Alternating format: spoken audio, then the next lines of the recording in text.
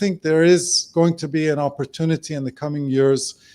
You have an 86-year-old supreme leader in Iran. He's not going to be around that much longer. That could be one of the ways in which this axis of upheaval is broken up. If you see a transition in the coming years to a government in Iran whose organizing principle is no longer death to America, but the national interests and economic interests of Iran. That's fascinating. In the original article in Foreign Affairs, Richard and Andrea said that one of the challenges is there might be a lack of success if the US took a foreign policy strategy to peel one country off of the others. Moving it ahead to today a little bit, Richard, do you still think that's the case? Do you still think it's the US should take this posture of dealing with this as a grouping, or try to isolate one of these countries off of the others? Well, we've tried over the years various strategies to flip one at different times. Actually, we've tried to flip all four of them to our side through dramatic deals or diplomacy and things like that. None of that has worked. If the quintessential example that people have offered over the years is that somehow the United States now should try to flip Russia onto the American side so as to balance China, which is a greater threat, reverse Nixon and Kissinger kind of thing. But of course, it's worth recalling that Nixon and Kissinger did not create the Sino-Soviet split back in the day. They exploited it. There was already animus between those two countries, great distrust, and a desire on the side of Beijing to balance the Soviet Union. So it was an effort to take advantage of seams that already existed. And I don't think that you see those seams today. The other problem with that kind of effort is for each of those countries, among the things that they really desire is a sphere of influence. That Russia wants a sphere of influence in its near abroad that does not involve the United States and its allies. The North Koreans would like a sphere of influence over the Korean Peninsula, China over what it considers its core interests, and Iran over much of the Middle East. And that would be the price, even if one were to try to kind of flip one of these countries. So I think that the prospects for affirmatively breaking up the axis of upheaval through U.S. policy is very low. The chances that something will happen, a la what Kareem just described, or the equivalent of the kind of thing that happened in Syria, which changed the geopolitical trajectory of that country, that's possible. But Andrea, it does strike me that Russia, in many ways, is the linchpin of this cooperation, giving its needs during its full-scale invasion, creating an opportunity for these other countries to deepen relationships. Outside of that bilateral relationship between Russia and these other three nations, where do you see the kind of cooperation happening in the axis of upheaval? Well, we think we've seen it across the full span of all of their relationship. It's in the diplomatic sphere. For example, China parroting talking points about Russia's justification for its invasion of Ukraine. We've seen it in the economic sphere, where these countries are working very diligently to try to evade US and Western sanctions. So we see it in all of these ways. As Richard said, their cooperation is really diluting the efficacy of a lot of the foreign policy tools that the United States and its allies have historically used to confront these countries. But we at CNAS just completed a report that was out yesterday that zooms in and focuses explicitly on the military cooperation. And I would say, kind of looking across the full range of their partnerships, it's in the military domain where their cooperation has been the most consequential. We've already talked about the ways that China, Iran, and North Korea have facilitated Russia's continuation of the war in Ukraine. But there's really a whole host of really critical implications. They're also, the support that, just as important as what Russia has received, is what Russia is having to give away in order to sustain that support. And so Russia really is amplifying the military capabilities of all of our adversaries in a number of different ways. I would say a lot of the diplomatic support, for example, from Russia and China for North Korea, has really encouraged more brazen behavior on the Korean Peninsula. So we're already seeing it in a number of domains, but it really is this military piece that makes them far more dangerous to the United States. I think these countries they use their relationships to make themselves more resilient, to address their weaknesses in the confrontation with the United States. And so in these ways, it is really important, I think, and what Richard and I have highlighted is rather than thinking of them as individual challenges, it is important now that we do understand the collaboration between them. I mean, I think I'll just give just one more example too, in thinking about the way you have these ecosystems now, essentially, and you think about the North Korean fighters that are in Russia. Those North Korean fighters now are also learning traditional or modern warfare. They're learning how to execute and fight with drones. And so you get this kind of learning ecosystem where even though a lot of these relationships are bilateral, David, as you've said, information now about Iranian drones have gone to Russia and moved on to China and North Korea. So even though some of the other ties might not be as tight or as strong as the relationships that the other countries have with Russia, you're getting information that is flowing through this learning ecosystem, again, in ways that enhance the military threat that they all pose. Thanks, David, Andrea. Yeah, go ahead. Can I come in on one thing, which is that, there's been a lot of observations that folks have made since the Israeli and American attacks on Iran that either this demonstrates that this Axis of Upheaval really wasn't a phenomenon before because Russia and China and North Korea did not rush to Iran's defense, or that because of the severe weakening of Iran, that shows that this has sort of disrupted it. I mean, it's worth pointing out we're talking about an alignment, not an alliance, not a mutual defense agreement. And the only exception that we've seen among the four of that so far is North Koreans fighting in Russia, but we haven't seen Chinese fighting in Russia. We haven't seen Iranians fighting in Russia, and the idea that the others would take on the Chinese and the Russians would take on Israel and the United States on Iran's behalf was never in the cards.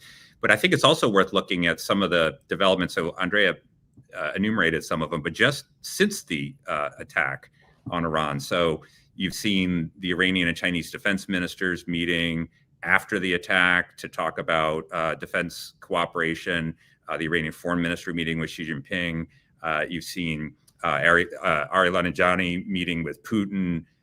This month, there were Iranian-Russian naval drills. Russia launched an Iranian satellite. The Russian defense minister met with his Iranian counterpart, and they talked about deepening military cooperation. So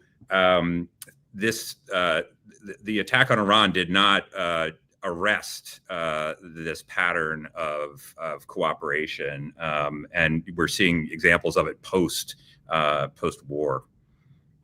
That's fascinating, and as you say, Richard, these alliances are not necessarily ironclad in terms of Russia. I don't think realistically Russia would have ever run into Iran to defend it. But let's get the view on that from Karim. You know, I listened to an interview you did the other day when you tapped into your knowledge of French history, saying that Iran is a country, or at least the supreme leader, that has learned nothing and forgot nothing.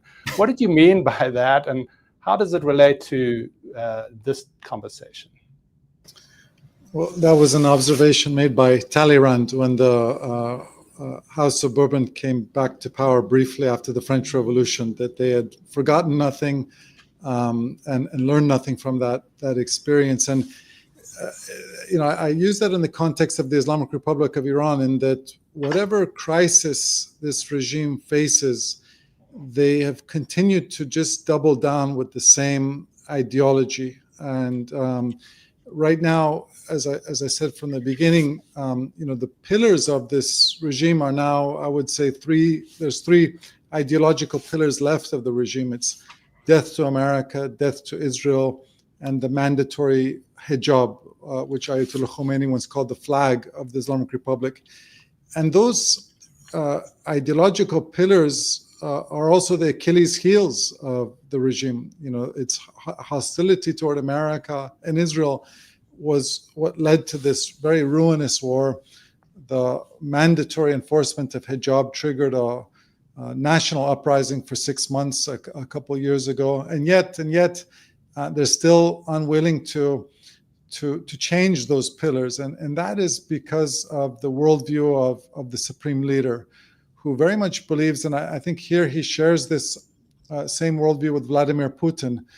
And it's an observation made by some of the great political philosophers like Machiavelli and Tocqueville, that the most dangerous moment for any bad government is when it tries to reform. And that was one of the big takeaways that Khamenei learned from the collapse of the Soviet Union, and I suspect Putin learned as well, that the Soviet Union collapsed when Gorbachev abandoned those principles and tried to reform the system. And so that's why I said is that as long as Ayatollah Khamenei remains in power, the principles of Iran's revolution are not going to change, and they're going to be willing to partner with anyone who shares the goal of trying to defeat the US-led world order. The other thing I'd add to what Richard and Andrea were saying is that certainly for Russia and China, and perhaps for China and North Korea as well, this relationship is existential for them, in that, what every authoritarian government fears, what was paramount for every authoritarian government is its own survival.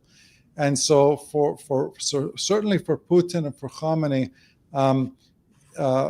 having that support of this network is integral to their survival. Now, that also means that you're not going to jeopardize your survival by joining in a war, because you're already consumed by your own wars. But at the same time, if in the coming months and years, let's say, we start to see popular unrest, whether it's in Iran or in Russia, I suspect you will see these members of this axis helping one another to shore up their internal power and to help repress any kind of dissent. It's interesting that you foresee a potential scenario of, in fact, strengthening of these ties rather than loosening them. Richard, I just wanted to go back to you for a second. What should the US do about this problem? Is it something that some say it is worth trying to peel back one of these nations? You suggested already in this conversation that's unrealistic. One slightly contrarian view, at least compared to the consensus in Washington, is that China might be an option to make it too painful to deal with these nations regarding its US relationship. So what should be done?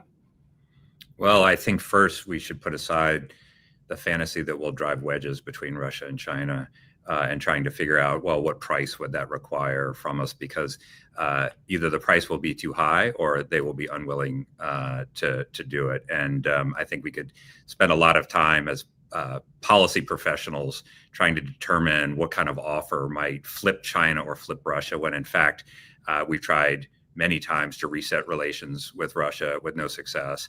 And China seems pretty convinced of its own definition of national interest before we try to alter those in a sort of very significant way.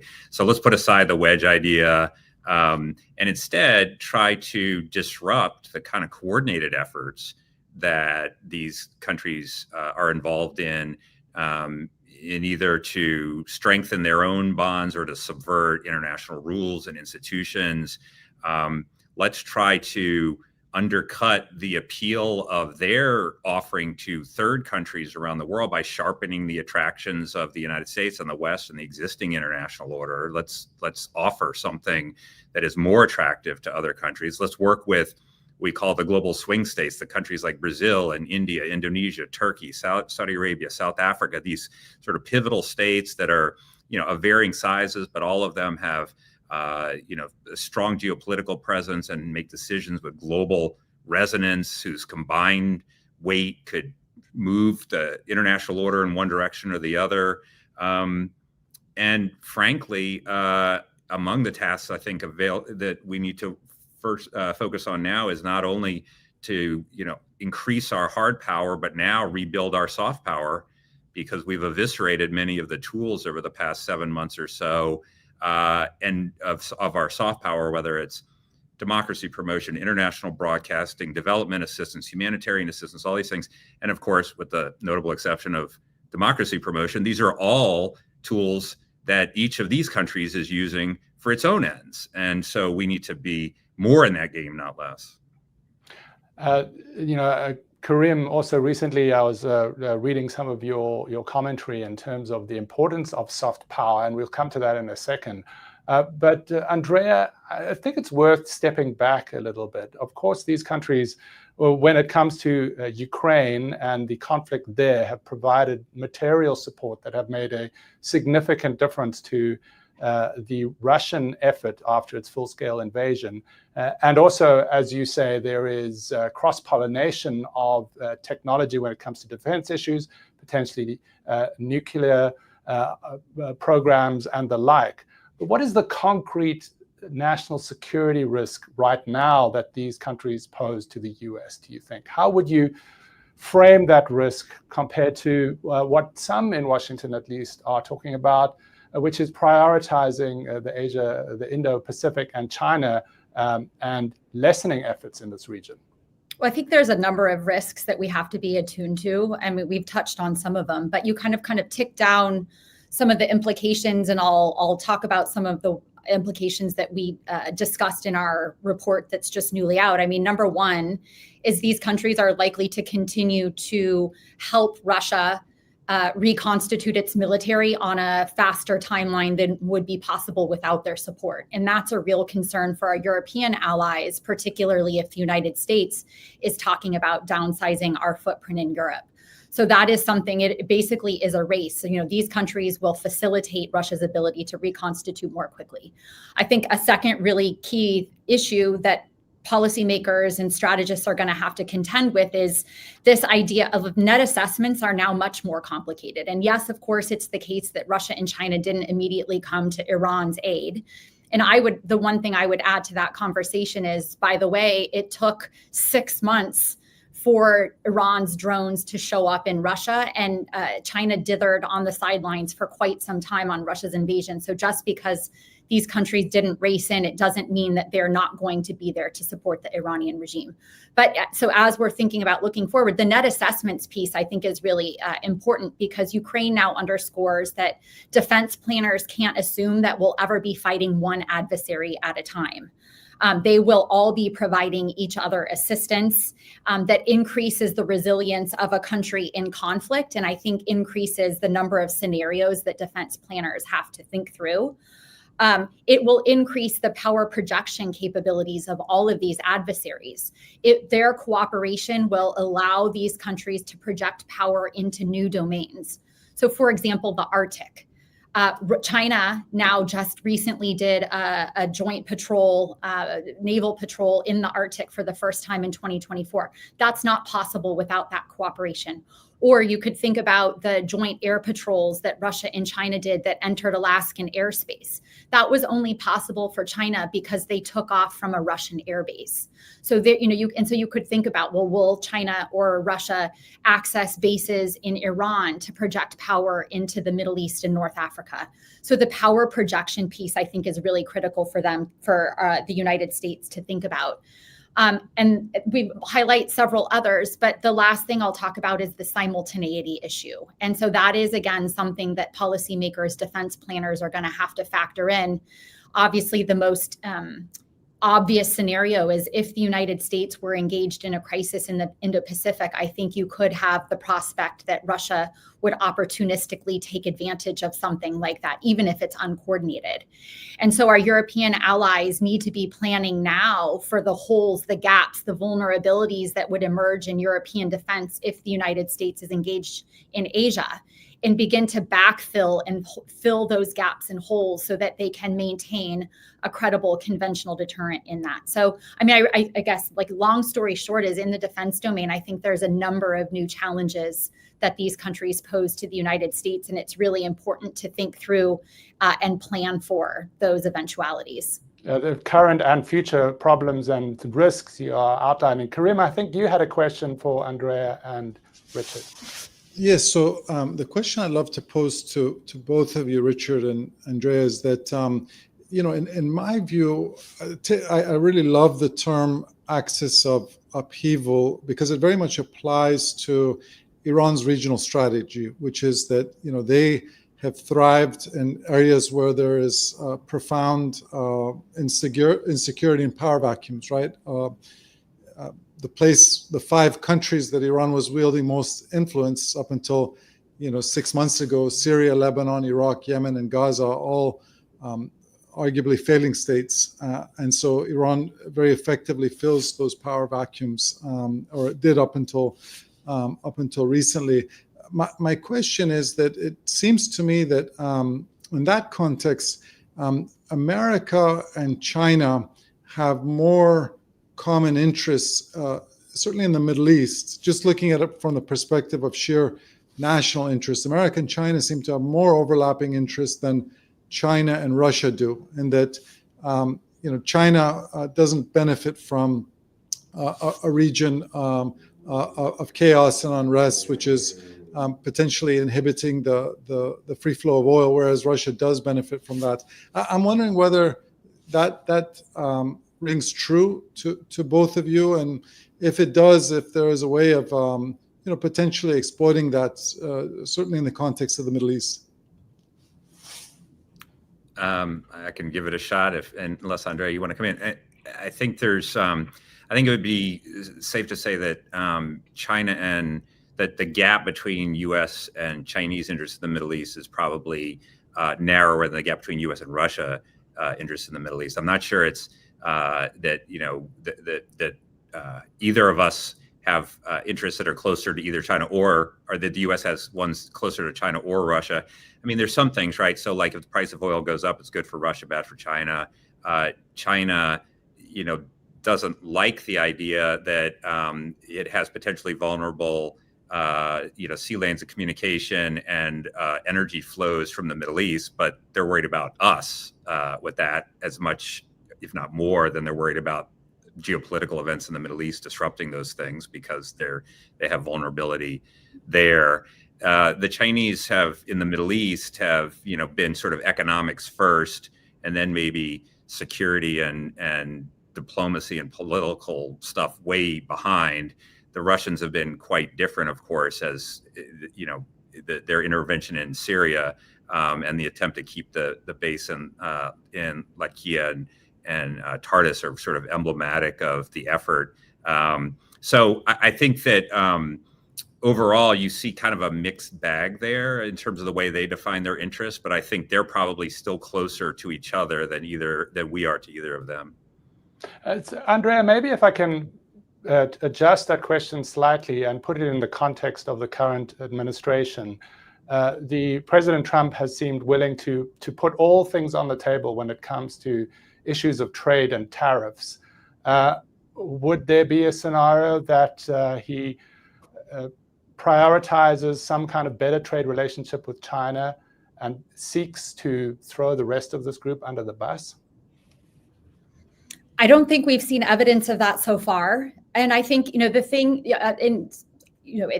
when Trump first came into power or into office, Richard and I were both kind of wondering if this was the end of the Axis of Upheaval in the earliest days. And events since then have demonstrated that we're nowhere near that. I mean, was concern that there would be a more sympathetic approach to both, not just China, but obviously Russia, which is the approach that we've seen.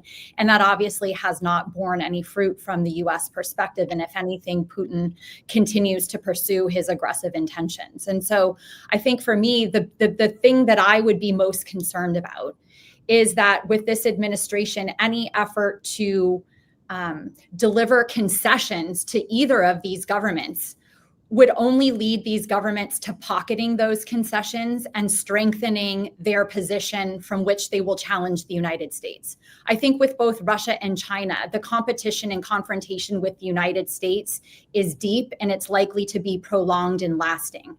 And so both governments are likely to look to make any gains or advances with this administration that they can in the immediate term, with the understanding that they're engaged in this much longer confrontation.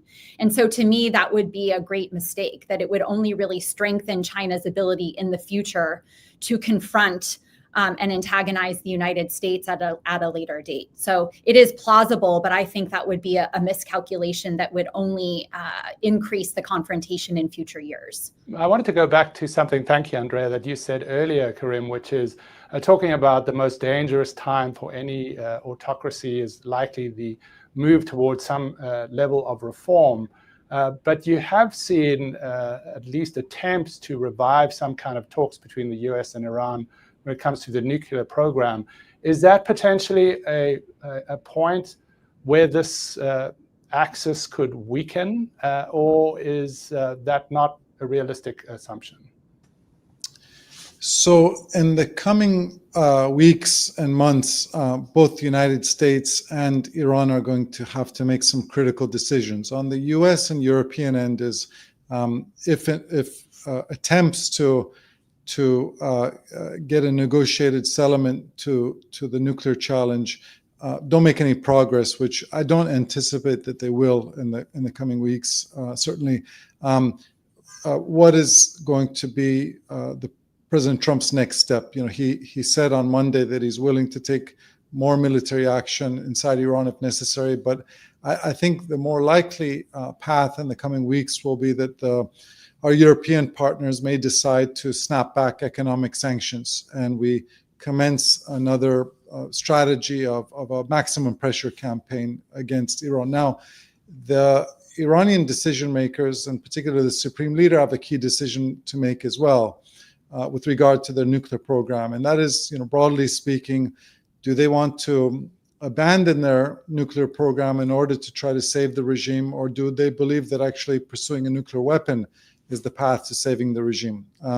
That's a decision which they're going to have to think about. But it's my view that if you think about the Islamic Republic of Iran over the last 46 years, we have a case study of now 46 years, and this is a regime which is really compromised, given into meaningful compromise perhaps 3 times. And the formula under which it compromises is pretty clear. Number one, it faces what I would call existential economic pressure. Number 2, it faces a credible military threat. And number 3, it's offered what I would call a face-saving diplomatic exit.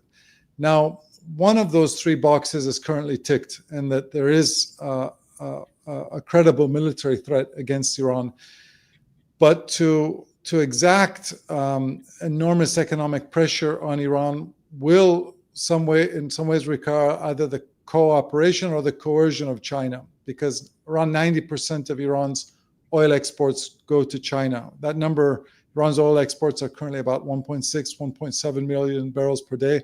For them to really feel existential economic angst, that number needs to drop significantly, perhaps by as much as 2/3. So question, and perhaps back to Richard and Andrea, is how does China react if we start to single out Chinese companies and sanction and try to coerce Chinese companies?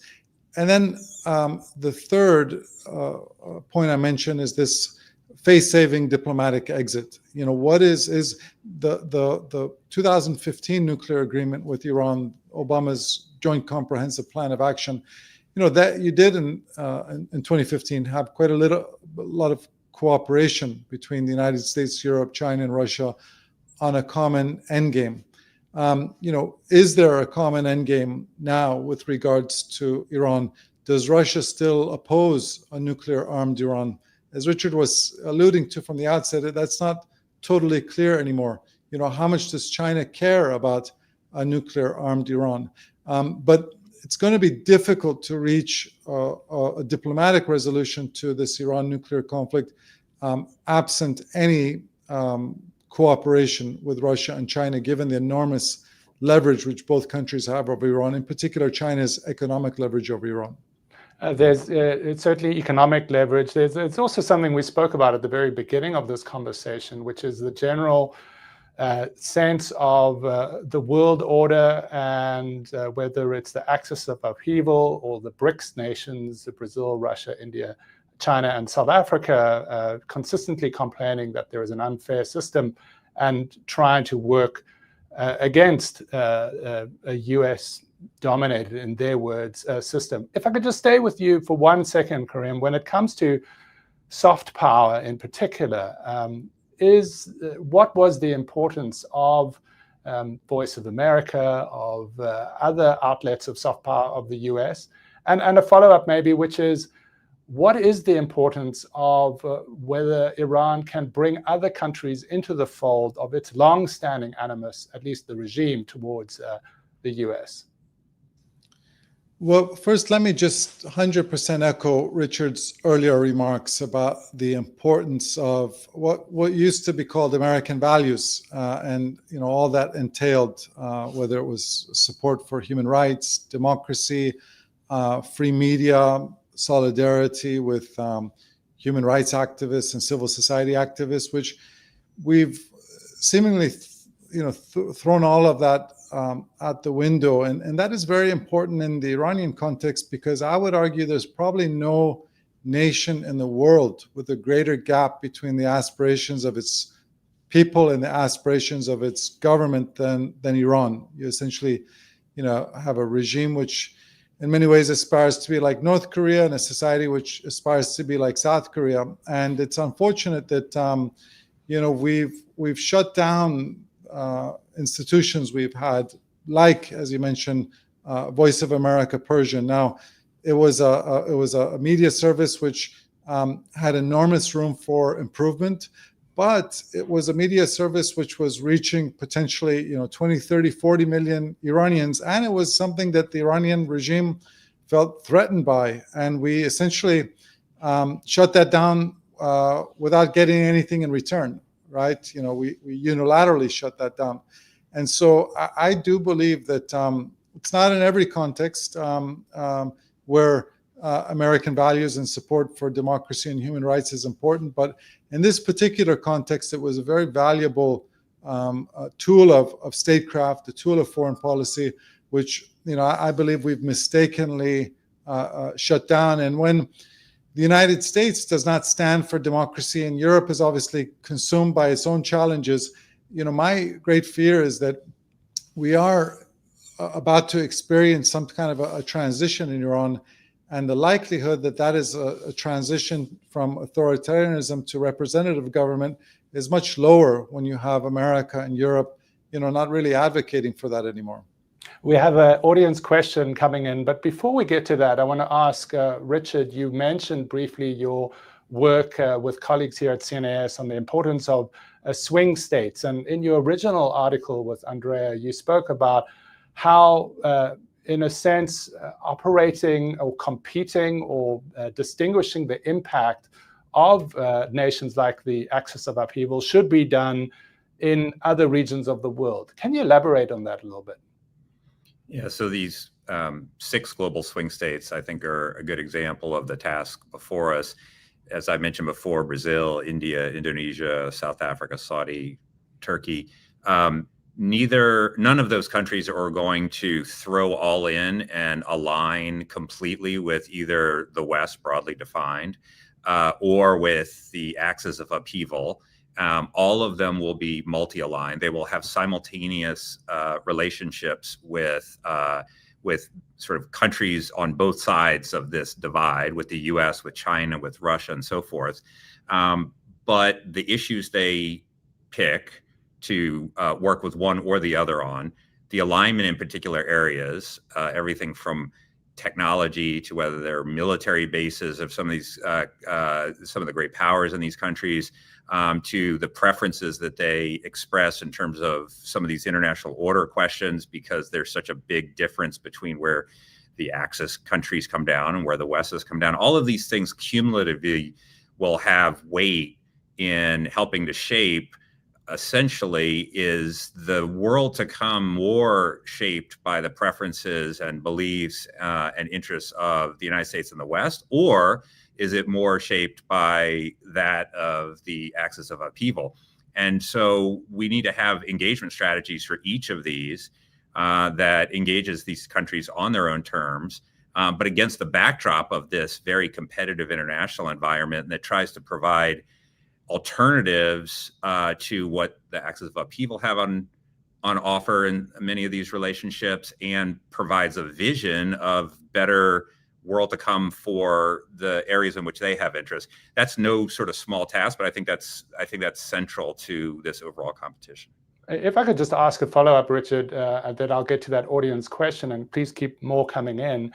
The BRICS nations and Axis of Upheaval and other nations who have a variety of different relationships with the US have talked significantly about undoing the world, sort of Bretton Woods created world of a dominance of the dollar, of the rules set by the US, of wanting a place on the UN Security Council. Can you kind of unpack briefly for us what of those kind of big talking points, rhetoric, is actually a realistic threat to the world that we live in, and what should the US do about it?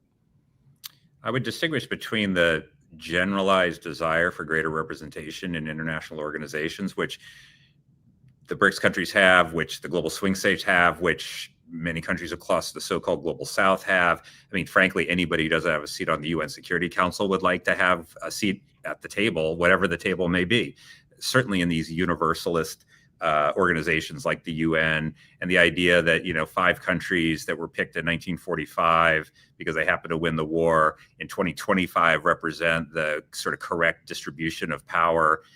It's a little anachronistic. So I think that's a very hard problem, just because of the sort of calcified nature of the Security Council and all these other things. But I think we can acknowledge the sort of gap between the actual distribution of power and the representation in international organizations. I think the other place where there's actually much more both kind of threat to what we care about, but also potential to work with some of these countries that are more in the middle, is on kind of what we call the key pillars of international order, because many of these actually benefit the United States and benefit many of these countries. We're in the strange position where everybody hates the international order now, and everybody feels like they're on the short end of the stick, although they think they're on the short end of the stick because it helped the other guy, but not them. They can't all be right.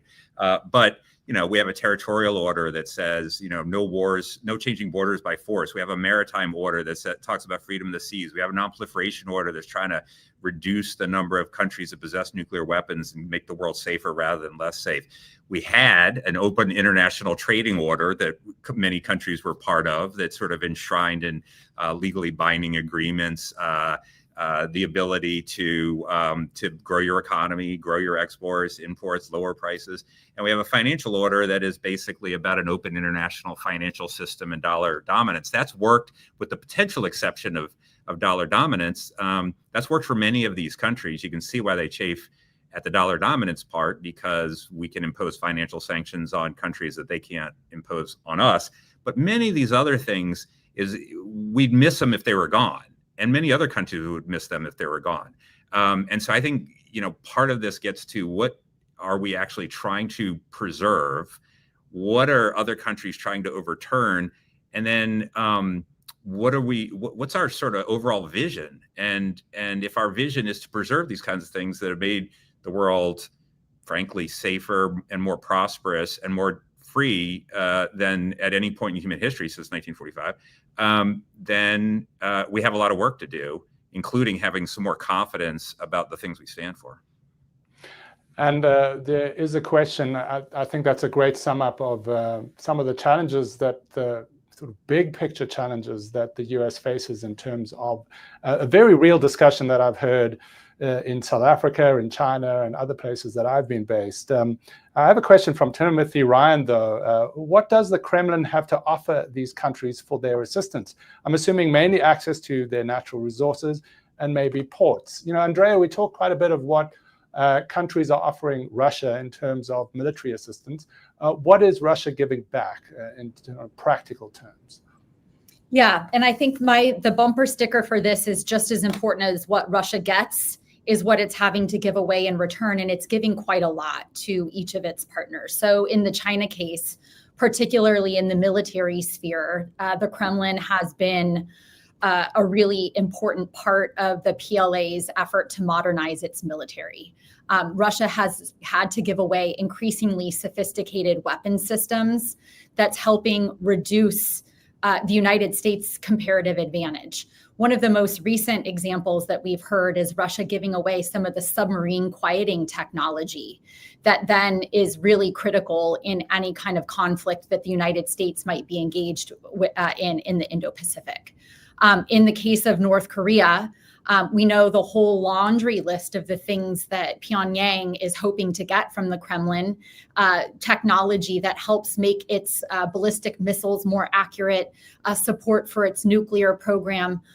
There's a whole host of things that all of these countries are looking to gain. And so the whole point, I think, for us is that by working together, again, these countries are becoming more resilient, and their military capabilities are increasing.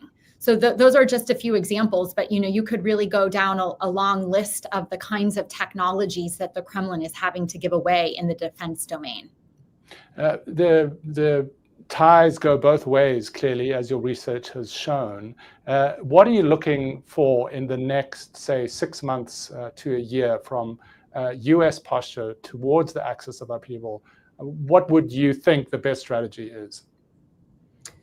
I mean, I think, as Richard has said, I think what we're watching for is whether this administration is going to adopt more of a kind of spheres of influence kind of posture, at least in the Europe context. That was a big fear early on when we observed the Trump administration's approach to Russia, that they were willing to give away concession after concession in their effort to try to bring an end to the war in Ukraine, and getting nothing in return from the Kremlin. And indeed, that only strengthens the Kremlin's hands in its broader confrontation with the West. So we're watching now as the Trump administration, there's early signs that their approach to Russia is changing. And I think that certainly would be good news if they actually follow through and do more than just rhetoric on that front. But I think that's one thing is like, and as you asked, David, the question about, well, what will they do vis-a-vis China? We've really seen very little in the way of US-China relations relative to what we've seen with US-Russia relations. So I think people are watching very carefully what the US approach to China will be. Will it be this kind of spheres of influence kind of approach where we do allow them a more permissive environment in the Indo-Pacific? Certainly people observed the overflight of the Taiwanese, or the lack of overflight, as a concerning sign. But so all, by the way, is just watching how this administration will approach each of the individual actors. And really the thing we want to watch for is that we're not giving away things, as Kareem said, like taking away Voice of America, kind of having these own goals that is really strengthening the position of each of these regimes without the United States getting anything in return.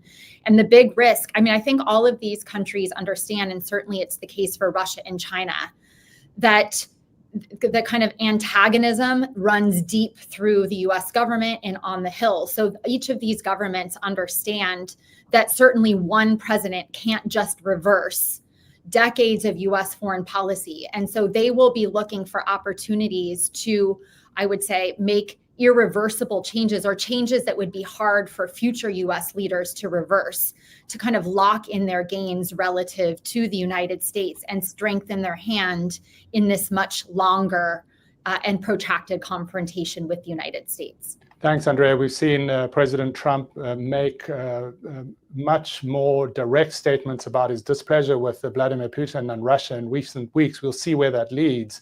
The original axis, of course, was the axis relating to World War II. You had initially Berlin, Rome axis, and then Japan was added later. A very different scenario, but it leads into a question from the audience, though. John Eichhorn asks, and I'll take this to Karim first, what's the probability that other significant states join this axis, and what nations could that possibly be? So I don't think, with the exception of China, that Russia, Iran, and North Korea offer an attractive alternative to many countries around the world just to stay in the Middle East. Our Gulf partners, Saudi Arabia, the UAE, Qatar, all of them have very strong commercial relations with China. They have strategic relations with Russia, but at the end of the day, they, if forced to choose, they want to remain in the U.S. camp, and I suspect that's going to be the case with a lot of different countries around the world that, as Richard put it, are kind of these swing states. If forced to choose, few want to be on the side of Russia and Iran. One of the big questions, one of the challenges, this is related to the previous question, which I think we may face strategically in the coming months, is if indeed we end up taking if the President Trump chooses to take a tougher approach towards Russia, and that entails sanctions which take Russian oil off the market, is going to be curious to see whether we can do that simultaneously with Iran, because that's going to be part of the Iran strategy as well, to take Iranian oil off the market, to subject them to major economic pressure. And so going back to your question, David, many countries around the world may look at that and say, well, there's a major cost to being part of this movement and opposing the United States. American power, economic power, is still pretty significant, and doesn't behoove us to do that. But it's also a big question for President Trump that he could risk a big spike in oil prices when you're simultaneously trying to take both Iranian and Russian oil off the market. A lot of difficult decisions coming up for the U.S. administration and for these nations. Richard, I wanted to give you the last word as we wrap up here. If you cast your mind back to when you first wrote this piece with Andrea that has had a lot of resonance and caused a lot of debate until now, why do you think that this Axis of Upheaval concept is important to pay attention to and should be at least part of the serious considerations for U.S. policy? We chose the term axis very deliberately. Countries that were disaffected with the way the world was ordered, or what they perceived as unfair dominance of the world by the West or by the United States, or previously known as rogue states or rejectionist states, and offered very little in terms of alternatives, and had very little in terms of working together. And it was not the great powers. It was when North Korea was like this, and Venezuela and Cuba and Belarus and other countries like this. With an axis, go back to the original axis. The tripartite pact was signed in September of 1940. It was signed by 3 countries, Germany, Italy, and Japan. Germany and Italy didn't fight for Japan. Japan didn't fight in Europe. They didn't exchange military equipment in the middle of the war. This wasn't an alliance, but it was an alignment. And it was alignment held together by a particular kind of glue. And if you actually go back and look at the text of the tripartite pact, they commit themselves and say their prime purpose is to establish and maintain a new order of things. They were both dissatisfied with the way the world was ordered in 1940 and believed that they were unfairly under the domination of the West, or countries that would not give them the space, the status, the legitimacy that they believed that they had deserved. And critically, they were committed to do something about it and build something new that would be very different than the thing that they thought was unfair. And you see these kinds of resonances now. It's not as fully developed, certainly, as the kind of visions that I think the Axis powers in World War II had. But these 4 countries are now united. They're not rogue countries that are just off on their own. They're not just rejectionists because they know what they don't like, but they have no idea what they want.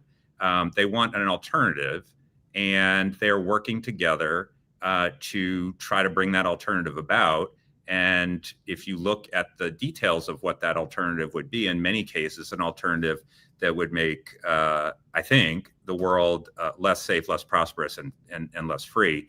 And so that crystallizes the stakes of what is happening now.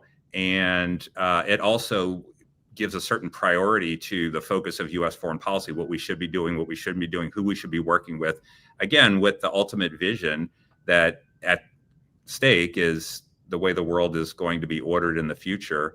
And that is hard to think of a bigger task for U.S. foreign policy today than that.